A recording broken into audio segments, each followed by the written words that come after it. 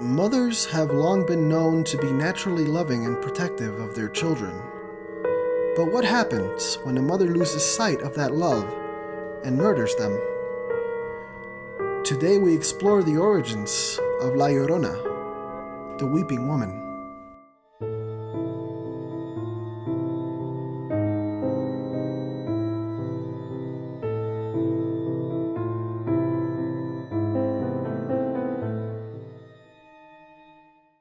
Okay, so here's the story I heard. The story I heard was really about the lady in white kind of thing.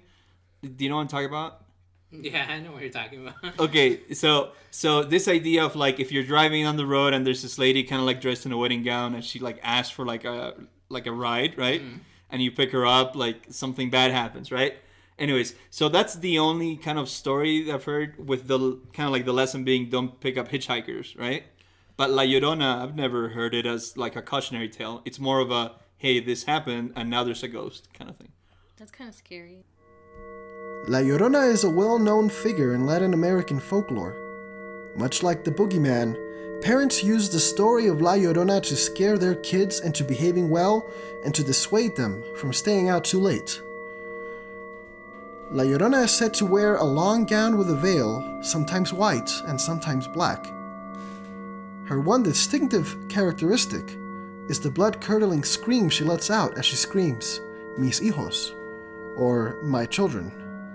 Ah! Mis hijos! For real? For real? That's what she's been said or to say? Or "my children." Isn't she from like a Spanish-speaking area? Yeah, which is mis hijos. Mis niños. Mis hijos. Sure, whatever. Mijos. What do you think mis hijos means? So, Niños is mountain lions have this like when. What is it the cats do? The yowl. The yowl? They purr, yowl. Okay, when they yowl, it's like this sort of like screaming, weeping sound. I don't know how to. Don't ask me to recreate it because I'm. But can it we could look be up, confused yeah, with like a woman weeping. So like some people have said that like the La Llorona myth is most famous around areas where there's mountain lions. I don't know how true it is. Also, is there video footage of that? Like maybe comparing? Here.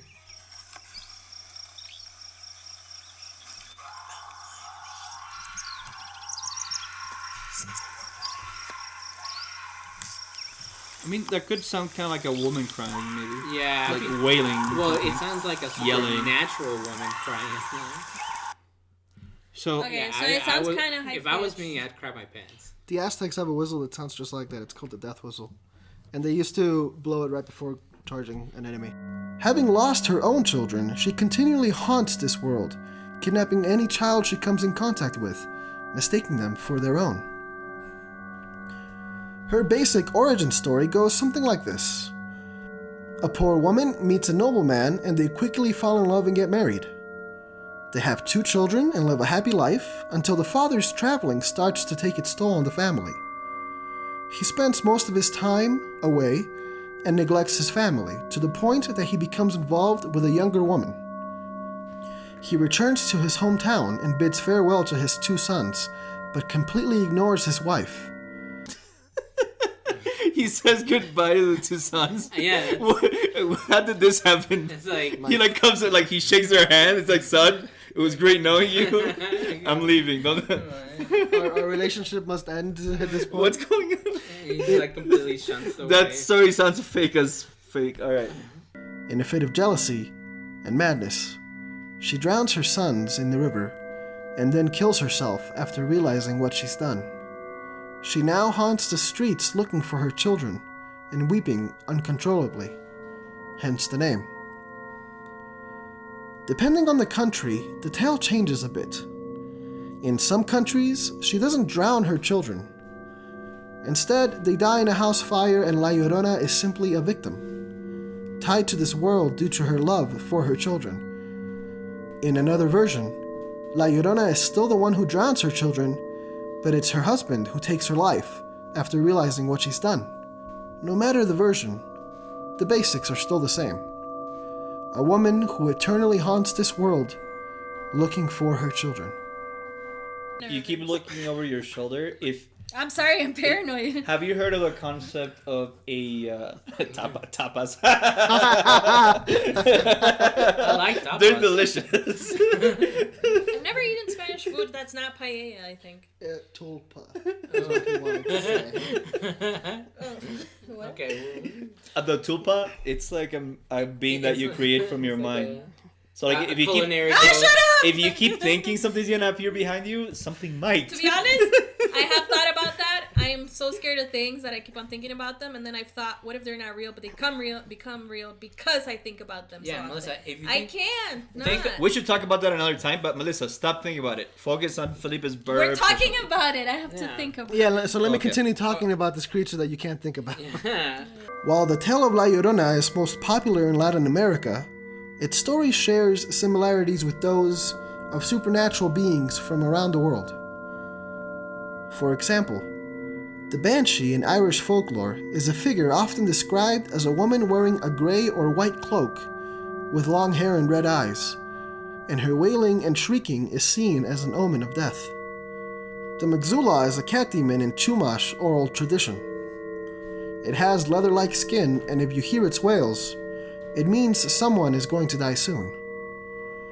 According to paranormal writer and skeptic Benjamin Radford, the origin of La Llorona can be traced back to two main sources: the Aztec goddess Cihuacoatl and the White Woman, or Woman in White, from 15th century Germany. Cihuacoatl was a goddess of motherhood and fertility in Aztec mythology. Sometimes she was depicted as a young woman, and other times as a skull-faced old woman carrying a shield and a spear. She gave birth to the Aztec god Mixcoatl and abandoned him at a crossroads. She often returned to the place where she left him, weeping for her lost child. In Aztec mythology, women who died in childbirth became Cihuateteo, or divine women, and were depicted with skull-like faces much like Cihuacoatl. They haunted crossroads looking to steal children who passed by at night. The other figure that Radford points to is the woman in white in German folklore. According to Radford, tales of the woman in white, or Die Weiße Frau, can be traced back all the way to 1486 and shares an almost identical storyline as the Mexican folklore of La Llorona. Some sightings of the woman in white in Germany have been linked to certain historical figures, such as Countess Kunigunde of Orlemund. Born Landgravin of Lichtenberg, Countess Kunigunde is said to have murdered her two children because she believed they stood in the way of her marriage to Albert of Nuremberg. Guilt-ridden due to her actions, she haunts the Berlin Palace, dressed as a woman in white. Many have shared their sightings of the woman in white, or La Llorona, and the experiences have never been good. Take Jim's story, for example. As a teenager in New Mexico, he used to visit graveyards with his brothers at night looking for ghosts.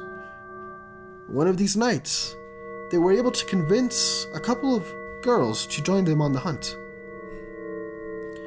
As they sat in their cars in the middle of the desert, things turned eerie when a fog started to set in. Jim tried to turn the car on, but it wouldn't start. According to Jim, it was as if someone had thrown a tarp over their car. Well, you're in the freaking middle of the Like, desert. was there moonlight and then all of a sudden it was like a new moon? That's what I pictured. Because look, if you're out in the desert, that means the stars. You can see the stars and moonlight. Your eyes sort of adjust to your source of light, and so everything looks way darker. But once you turn that light off, so like for example, you have the car lights on, you turn it off, your eyes adjust to everything around you, and you can see more clearly. I like that. Yeah, So maybe these kids were like in the car with the lights on. they drained the battery, and all of a sudden they're trying to start the car. This is really a story about a responsibility. Yeah. Hey, I have a neat idea. Let's go out to the desert. Don't let them drive. Leave the lights on. Yeah, let's do that. Until the battery runs out. Sounds good to And then me. a kid Let's car. invite some girls. Let's invite some girls too. Nothing sketchy about this. Everyone was frozen in fear except for Jim, who was desperately trying to start the car until he finally got it to work. Once they were in a safer spot, Jim asked his brothers what had gotten into them. "Did you not see her?" they said. Apparently, when everything had gone black, they saw a figure of a white, translucent woman standing outside the car. They saw her reach out her hand through the window and aim for Jim's neck. After touching it, she let go and disappeared, which is when the car started working. Jim was wearing a St. Michael medallion around his neck at the time and believed this is what saved him from La Llorona. Can I just say that I wouldn't be able to count on those guys anymore if they told me that? It's like, you're telling me that there's this weird lady outside that wants to kill me, and you don't say anything. Yeah, you see us. Yeah, like what? It's like, where was my backup when I needed it? To be honest, that makes sense to me. Like, to not. Okay, so we know where she's at. She's I said not it makes doing anything sense. for I us. didn't say you could trust them. Whether encounters like these are true or not, the tale of La Llorona is still haunting to this day. Haunting not just because of some mythical figure that may or may not exist, but because it's the story of a mother who, instead of protecting her children, murders them. Is La Llorona simply a scary story told to misbehaving kids to keep them in line? Is it a cautionary tale depicting the dangers of postpartum depression? Or is it based on a more sinister, real-life story that we have yet to uncover? Next time you're driving at night in a desolate place, keep a lookout. You might just see a woman in white looking for her children. Just hope she doesn't mistake you for one of them.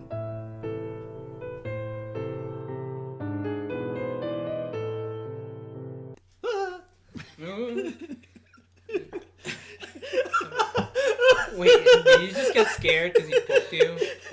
In the neck. No, because I'm ticklish. It was perfectly timed, too. That's a perfect ending.